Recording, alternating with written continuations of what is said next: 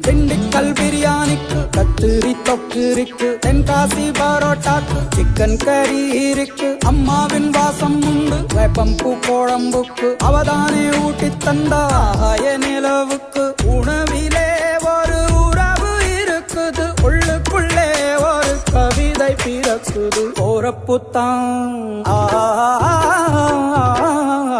அத நினைச்சுத்தான் இந்த போறப்புத்தான் நல்லா ருசிச்சு சாப்பிட கிடைச்சது.